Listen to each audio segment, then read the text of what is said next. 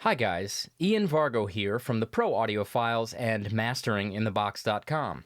Today I wanted to introduce you to a plugin called Spiff from oeksound, who also released the Soothe plugin, which is a dynamic EQ that I use all the time.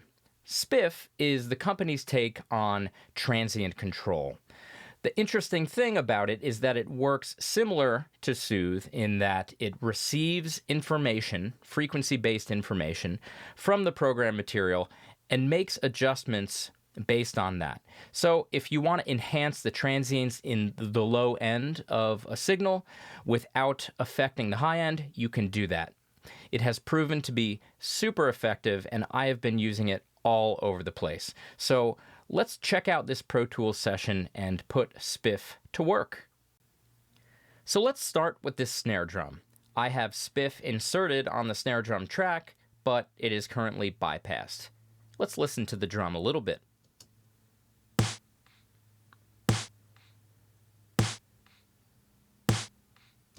Alright, I think it's a cool sound. It has a nice low end and a pretty cool pink noisy high end thing going on too.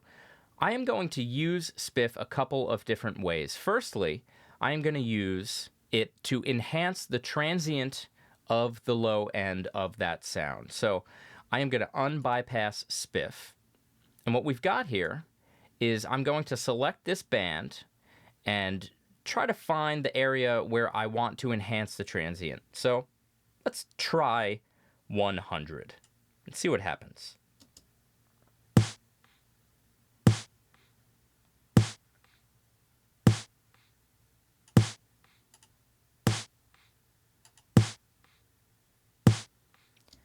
We definitely hear this warm knock to the drum now that we didn't have before just by loading this snare add body preset. Let's experiment with some of the settings and see how we can change the sound.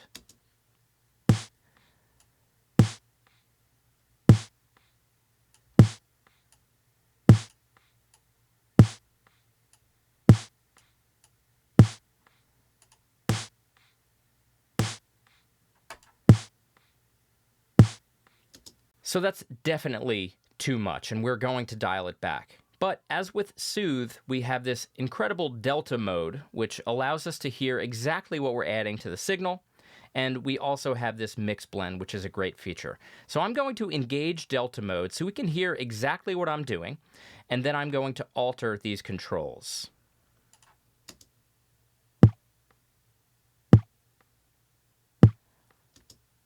So clearly, we hear some unwanted artifacts. So let's keep delta mode engaged and dial it back.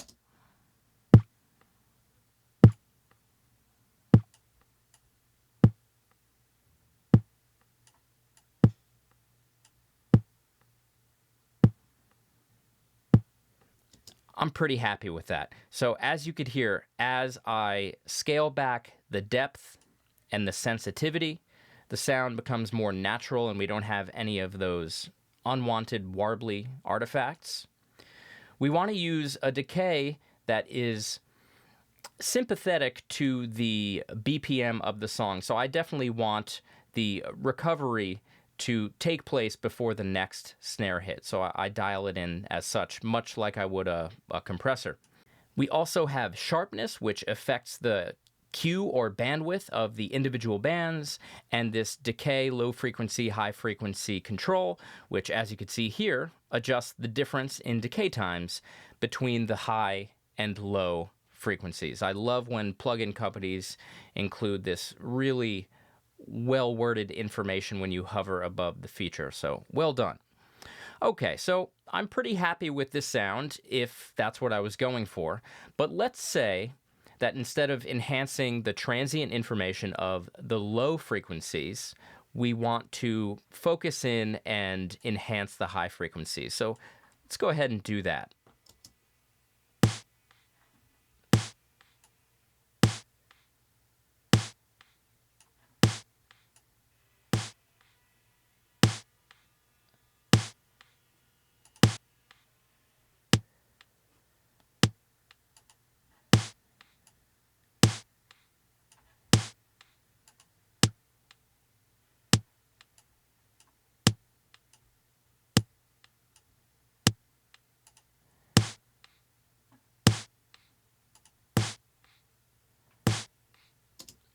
it sounds like an entirely new drum, in my opinion. So we've really added a significant amount here. I am being intentionally not subtle for the purpose of this tutorial, but we have a significant boost at 3.5 and another boost at 10. So this is going to really bring out the impact of the white noisy snare component to this sound.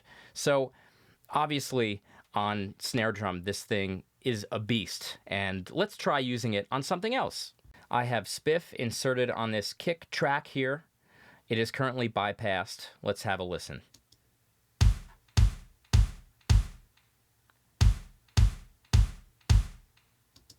Okay, it's a pretty cool sound, but I think we could enhance the clickiness of it and maybe add some low-end warmth. So I've actually chosen this kick B91 preset, which is great for this application.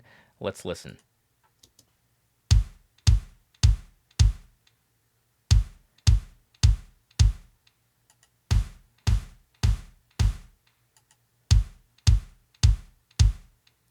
Wow, what a difference. So for any of you engineers out there that work on hard rock or metal, this is a fantastic preset for your kick drum because you hear that sharp, clicky quality that a lot of metal drummers try to obtain.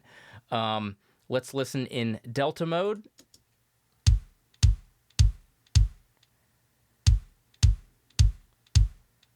As you can see, we've got a shelf. We're adding some super low-end warmth and this excellent, sharp, clicky quality. So let's experiment with the different settings and see what other kinds of sounds we could dial in.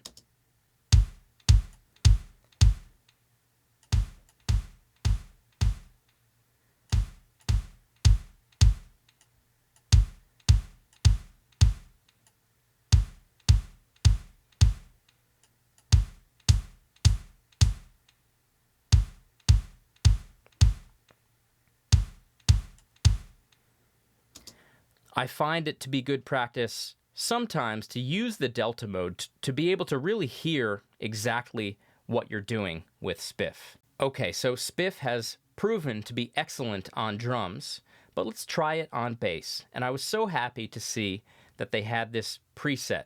It's called Make It Fretless. Oftentimes, when producers or musicians are designing synth bass sounds, they have this sort of clicky quality to them, which sometimes can be cool. But in a dense arrangement like this, where you have a lot of percussive sources, I generally find those clicky synth basses to just be sort of annoying, and I try to filter them out, but then it removes other components to that sound that kind of ruins the whole vibe. So instead of boost, we're going to go to cut mode on Spiff. Currently, it's bypassed, and let's have a listen.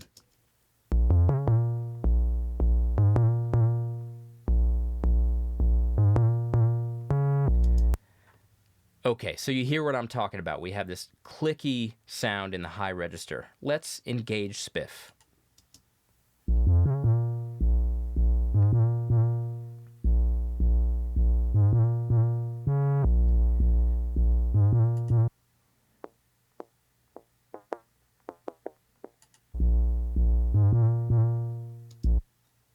All right, so we have successfully removed that unwanted clicky sound, and to be honest, all I did was go here, go to bass, Make It Fretless is the preset that does this. I could spend more time dialing it in. I probably would in a situation like this where I'm mixing a gigantic session to make sure that the tracks all play along nicely together.